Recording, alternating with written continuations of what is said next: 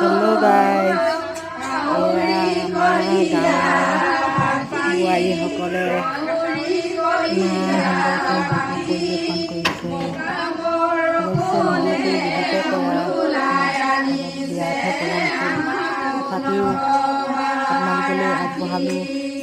সকলোৱে মৰম দিব আৰু আমাৰ বোৱাৰীসকলকো